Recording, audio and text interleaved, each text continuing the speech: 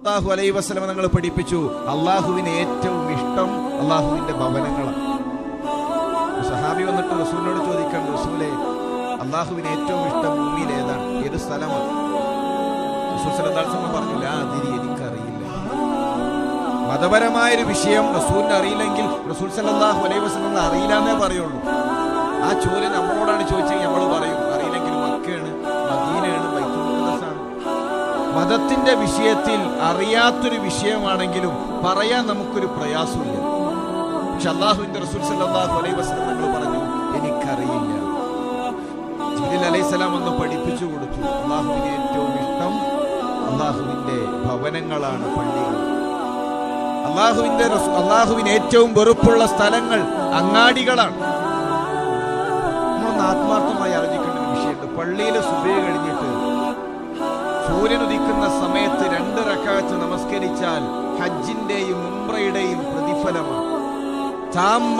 താമത്തൻ പൂർണ്ണമായ പ്രതിഫലം. സുബഹി നിസ്കരിച്ച് പ്രാർത്ഥനകളോടുകൂടി പള്ളിയിലിരുന്ന് 2 റക്അത്ത് നമസ്കരിച്ചാൽ ഹജ്ജിന്റെയും ഉംറയുടെയും പ്രതിഫലം റഹ്മാനായ റബ്ബ് വാഗ്ദാനം ചെയ്തിട്ടുണ്ട്. അത് നിസ്കരിക്കാൻ ഇപ്പോഴും നമുക്ക് സമയമില്ല. ഒരല്പസമയം പള്ളിയിൽ നിന്ന് ഖുർആൻ ഓതാൻ തുടങ്ങിയ പിന്നെ ഇങ്ങനെ മറിച്ചു നോക്കും, ഇനി എത്ര ഓതാനുണ്ട്. അള്ളാഹുവിന് ഏറ്റവും ഇഷ്ടപ്പെട്ട അള്ളാഹുവിന്റെ ഭവനങ്ങളിൽ ഇരുന്നാൽ മനസ്സിലൊരു പ്രയാസം വരുന്നു. അങ്ങാടിയിൽ എത്ര സമയം ഇരിക്കാനും നമുക്കൊരു പ്രയാസം തോന്നിയിട്ടില്ല. പ്രവാചകൻ സല്ലല്ലാഹു അലൈഹി വസല്ലം നിങ്ങൾ പഠിപ്പിച്ചു അങ്ങാടികളിൽ ഇരിക്കുന്ന നിങ്ങൾ ഉപേക്ഷിക്കണം. സഹാബാക്കൾ ചോദിച്ചു, റസൂലേ അനിവാര്യ കാര്യങ്ങൾക്ക് ഞങ്ങൾക്ക് ഇരിക്കേണ്ടി വന്നാലും എങ്കിലും വഴികൾക്ക് നൽകേണ്ട അവകാശങ്ങൾ നിങ്ങൾ നൽകണം, കണ്ണ് താഴ്ത്തണം, നന്മ കൽപ്പിക്കണം, അതുപോലെ തന്നെ സലാം പറഞ്ഞാൽ സലാം അടക്കണം. ആ രൂപത്തിൽ മര്യാദ പാലിക്കാൻ കഴിയുമെങ്കിൽ നിങ്ങൾക്ക് ഇരിക്കാം. ഞാൻ സൂചിപ്പിച്ചു വരുന്നത്, ഇപ്പോൾ എത്ര സമയമുണ്ടെങ്കിലും ഈ സമയത്തിന്റെ വില നമ്മൾ തിരിച്ചറിയുന്നില്ല. എന്നാൽ മരണത്തെ കണ്ടുമുട്ടുന്ന സമയത്ത് കരഞ്ഞുകൊണ്ട് പറയും, റബ്ബേ ഒന്ന് തിരിച്ചയക്കണേ. അല്ലാഹു തആലയുടെ മറുപടി, കല്ലാ ഇന്നഹാ കലിമത്തുൻ ഹുവ കാഹിലുഹാ, കല്ലാ ഇന്നഹാ കലിമത്തുൻ ഹുവ കാഹിലുഹാ.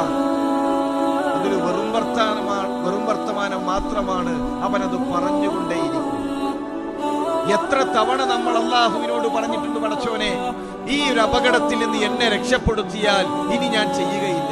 ചിലപ്പോ കടം കൊണ്ട് ഇടങ്ങേറായി പ്രയാസപ്പെടുമ്പോ കരഞ്ഞു പറഞ്ഞിട്ടുണ്ടാവും, പടച്ചോനെ ഈ ഒരു ഇടങ്ങേറിന്ന് കഴിച്ചിലാക്കിയാൽ പിന്നെ ഞാനൊരു തോന്നിവാസം ചെയ്യില്ല. നമ്മൾ ചെയ്ത ഒരു തെറ്റ് 4 ആൾ അറിയുമെന്നായപ്പോൾ അള്ളാഹുവിനോട് കരഞ്ഞു പറഞ്ഞിട്ടുണ്ട്, റബ്ബേ ഇതിനൊന്ന് കഴിച്ചിലാക്കി തന്നാൽ ഇനി ഒരു തെറ്റിലേക്കും പോകൂല. എത്ര തവണ നമ്മൾ പശ്ചാത്തലിച്ചു മടങ്ങിയിട്ടുണ്ട്. മരണത്തെ കണ്ടുമുട്ടുന്ന സമയത്ത് കറുകറുത്ത വസ്ത്രം ധരിച്ച, കണ്ടാൽ അറുപ്പ് തോന്നുന്ന ഭീമാകാരന്മാരായ മലക്കുകൾ നമ്മുടെ റൂഹിനെ പിടിക്കാൻ കടന്നു വരുന്ന രംഗമുണ്ട്. ആ റൂഹ് നിങ്ങളുടെ തൊണ്ടക്കുഴിയിലേക്ക് എത്തിയാൽ ഒരു വലിയ സമുദ്രം മുഴുവൻ തന്റെ മുന്നിലുണ്ടെങ്കിലും അത് മുഴുവൻ വലിച്ചു കുടിക്കുവാൻ മാത്രം ദാഹമുള്ള രംഗം. കണ്ണുകൾ എവിടേക്ക് തിരിച്ചാലും കറുകറുത്ത ഭീമാകാരന്മാരായ ചത്തളിഞ്ഞ മാംസത്തിന്റെ ഗന്ധമുള്ള മലക്കുകൾ ആ മനുഷ്യന്റെ മുന്നിൽ വന്ന് നിൽക്കുകയാണ്. പേടിച്ചു മനുഷ്യർ മുഖം തിരിച്ചു കളയുന്നു. എവിടേക്ക് മുഖം തിരിച്ചാലും ആ ചിത്രം മുന്നിലുണ്ട്. കണ്ണുകൾ അടച്ചാലും ചിത്രം മായുന്നില്ല. അല്ലാഹു തആലയുടെ ചോദ്യം, വഖീല മൻ റാഖ്, ഒന്ന് ആശ്വസിപ്പിക്കാൻ ആർക്ക് കഴിയും? ഒന്ന് ആശ്വസിപ്പിക്കാൻ ആർക്ക് കഴിയും? ഒരു നനഞ്ഞ പഞ്ഞിയിൽ നിന്ന് ഇരുമ്പിന്റെ കൊളുത്തുകൾ വലിച്ചെടുക്കുന്ന രൂപത്തിൽ പൊതിരത്തല്ലി, ഇരുമ്പിന്റെ ദണ്ടുകൾ കൊണ്ട് പൊതിരത്തല്ലി ശരീരത്തിൽ നിന്ന് ആത്മാവിനെ പിടിച്ചെടുക്കുന്ന സമയത്ത് ആശ്വസിപ്പിക്കാൻ ആർക്ക് കഴിയുമടോ? സഹാബിയോടാണ് മോന്റെ ചോദ്യം, ഉപ്പ എങ്ങനെയുണ്ട്? എന്താണ് മരണത്തെ കണ്ടുമുട്ടുന്ന സമയത്ത് ഉപ്പ നിങ്ങൾ അനുഭവിക്കുന്നത്?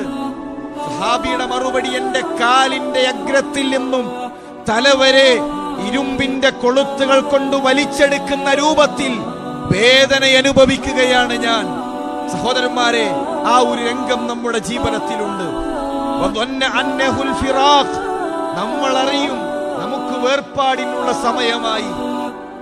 പല രാഷ്ട്രീയക്കാരുടെ മരണവാർത്ത നമ്മൾ കേട്ടു, ചർച്ച ചെയ്തു. നമ്മുടെ ഉപ്പയുടെ മരണവാർത്ത ജീവിതത്തിൽ നമ്മൾ അറിഞ്ഞിട്ടുണ്ട്. ഇന്നലെ വരെ ഉപ്പാന്ന് വിളിച്ച, എനിക്ക് വേണ്ടി ഒരുപാട് ത്യാഗം ചെയ്ത എന്റെ ഉപ്പ മരണപ്പെട്ടു, ഇനി ഉപ്പാന്ന് വിളിക്കാൻ ഒരാളില്ല എന്ന് നമ്മൾ അറിഞ്ഞ ചില ഘട്ടങ്ങളുണ്ട്. എന്റെ ഉമ്മയുടെ മരണ വാർത്ത ഞാൻ അറിഞ്ഞ ചില നിമിഷങ്ങളുണ്ട്. ഉമ്മാന്ന് വിളിച്ച് വീട്ടിലേക്ക് ചെന്നാൽ സ്വീകരിക്കാൻ, പുഞ്ചിരി തൂകി എന്നെ സ്വീകരിക്കാൻ ഇനി എന്റെ ഉമ്മയില്ല. അവസാനമായി ഉമ്മയുടെ നെറ്റിയിൽ നിന്ന് തുണി മാറ്റി ഉമ്മയുടെ നെറ്റിയിൽ ചുംബനങ്ങൾ നൽകുമ്പോൾ ഞാൻ അറിഞ്ഞിട്ടുണ്ട് എന്റെ ഉമ്മ ഇനി ഈ ലോകത്തില്ല. ഖുർആനിന്റെ പ്രയോഗം അവനറിയും, അവന് വേർപാടിനുള്ള സമയമായി.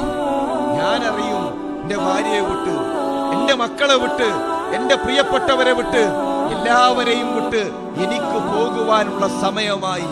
ഞാനത് തിരിച്ചറിയുന്ന നിമിഷം